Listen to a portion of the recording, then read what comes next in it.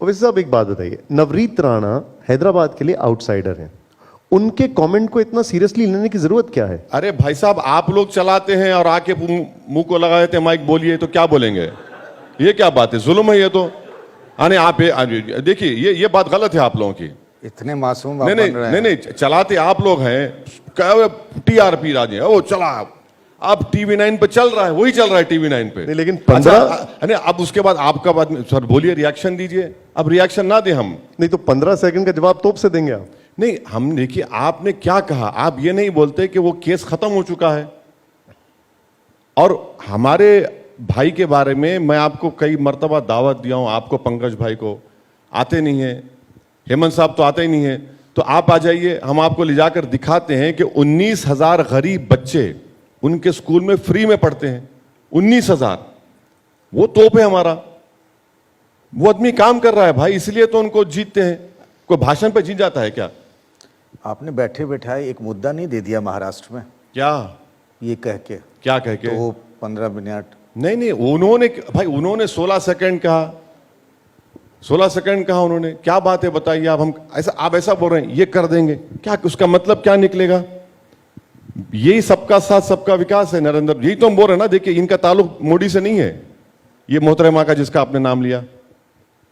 तो आप भी तो कहते हैं सालार का बच्चा है, घर में चूड़ियां हाँ नहीं पहन बिल्कुल बिल्कुल है, बिल्कुल है, सालार का बेटा है। मैं कोई मुर्गी का बच्चा थोड़ी हूं। अगर कोई मुझे मारने आएगा, 6 गोली तो चला चुके हैं, अब दूसरे मरतबा अगर कोई सामने आएगा तो फिर मैं तो, या तो वो रहेगा या मैं ही रहेगा। ऐसा तो नहीं होगा ना तो भाई। आप भी तो माहौल गरमाते हैं। अरे क्या माहौल जमा रहे हैं आप? आकर बोल रहे हैं 16 सेकंड में कर देंगे, ऐसा कर देंगे, क्या मतलब उसका? बोलिए, हम कुछ बोले क्या उनको? हम तो बोले ही नहीं, उनके नाम पे गए ही नहीं। आप आकर बोल रहे हैं तो अब क्या करेंगे? शुरुआत तो ये हुई थी कि आपके छोटे भाई ने बोला अरे कहां, अरे भाई वो खत्म हो गया, उसका लीगल क्लोजर हो चुका है, लीगली उसका केस खत्म हो चुका है। अब आकर आप बोलते हैं, और ये क्यों बोले हैं मालूम आपको? क्योंकि उनको बोला गया बीजेपी की तरफ से, प्राइम मिनिस्टर बोले हैं या अमित शाह बोले कि तुम हैदराबाद जा रहे, बोल दो, ये माहौल गर्म करो। क्या माहौल गर्म कर रहे हैं? क्या माहौल गर्म कर रहे हैं? कुछ हो रहा ही नहीं है। ये सब कौन बताया आपको? अरे हमारे भी बहुत से कान है हर जगह पे, ऐसा मत समझिए। मगर मेरा मानना यह है कि कोरोनल लिए थे इसलिए वो इफेक्ट हो रहा है उसका। आपने अपने कानों का जिक्र किया है तो मुझे ये बताइए, आधा चुनाव हो गया, अभी तक क्या तस्वीर दिख रही है आपको? नहीं सर, मुझे नहीं मालूम, मुझे नहीं मालूम। मेरी कोशिश एक ही है कि तीसरी मरतबा इस देश के वजीर आजम प्रधानमंत्री नरेंद्र मोदी ना बने, हमारे पार्टी, हमारे अलायंस के जो कैंडिडेट्स है वो जीतें। ये हमारी कोशिश है। क्या हुआ, कैसे हुआ, वो डेटा आपके पास आता है, आप लोगों के पास डेटा क्रंचर्स हैं, आपके पास एक्सपर्ट्स हैं, मुझे नहीं मालूम क्या हो रहा है। इंडिया गठबंधन कैसा चुनाव लड़ रहा है आपको? अरे मुझे क्या करना है, मेरा ताल्लुक ही नहीं है उनसे, मेरा कोई ताल्लुक ही नहीं है उनसे। लेकिन इसलिए ताल्लुक की बात कर रहा हूं, प्रियंका गांधी कहती हैं कि ओवैसी सीधे सीधे बीजेपी की मदद कर रहे हैं। हाँ। वो ये कहती हैं कि जहां जहां बीजेपी कमजोर है वहां पर ओवैसी को आगे कर देते हैं। अरे भाई, हम अमेठी नहीं लड़े तब भी हार गए उनके भाई, हम जिम्मेदार थोड़ी हैं। हम क्या हर चीज का जिम्मेदारी हमारे सर पे बांध लेंगे तो हम क्या करेंगे? हम उसको as a badge of honour पहन लेंगे, कोई बात नहीं, हमको कोई बात नहीं। एक परसेप्शन ये है कि जब थोड़ा सा चुनावी माहौल ठंडा लगता है तो होता ये है कि कुछ ऐसा करो कि ओवैसी साहब के 1-2 बयान आ जाए, पूरा तवा गर्म हो जाएगा। आप हमारा बयान कैरी मत करिए, ठंडा रहेगा माहौल। आप बोलते हैं ना, बंद कर दीजिए। आप बोलिए माहौल ठंडा रखना है, बर्फदान में रखना है, 0 डिग्री रखना है, कर दीजिए, कैरी मत करिए। आप बोलिए मौन व्रत होगा ओवैसी का, कोई नहीं बोलेगा, मत चलाइए भाई। आप जब आकर रिएक्शन पूछते हैं, अच्छा कंपटीशन होता है, कई मरतबा तो ऐसा होगा पंकज भाई कि आपको नहीं दिए तो नाराज हो गए आपका हैदराबाद का, बोले आप, मैं आपसे मरा आपके चैनल को, हम क्या करेंगे? माहौल गर्म प्रधानमंत्री कर रहे हैं, माहौल गर्म अमित शाह कर रहे हैं, पूरा माहौल गर्म कर रहे हैं। एक जगह एक बात बोलते हैं तो ऐसा लगता है कि प्रधानमंत्री शायद धूप में ज्यादा कैंपेन कर लिए, बाद में ख्याल आया कि चलो जो एक झूठी सफाई देते हैं दे दो, वैसे दिख रहा है मेरे को। अरविंद केजरीवाल ने एक विवाद को जन्म दे दिया है। उनका यह कहना है कि अगले साल प्रधानमंत्री नहीं रहेंगे क्योंकि 75 साल के वो हो जाएंगे और वो पद से हट जाएंगे। नहीं, अरविंद केजरीवाल को शायद अंदर की बात मालूम होगी, मुझे नहीं मालूम। मगर मेरा मानना यह है कि नरेंद्र मोदी ही बीजेपी में रहेंगे।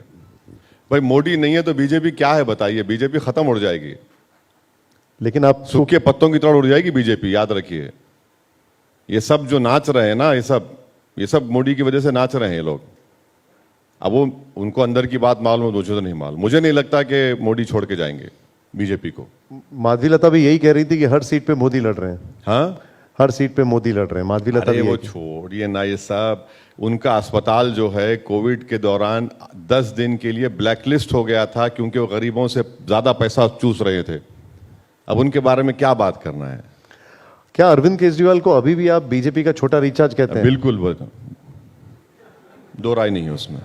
क्या वजह है इसकी? अरे बहुत वजह हैं, बहुत वजह हैं, बहुत वजह हैं। उनका गवर्नमेंट स्कूल में बोलते हैं कि एक ही समुदाय के रिलीजियस किताब को पढ़ाया जाएगा, दूसरे समुदाय का नहीं पढ़ा जाएगा।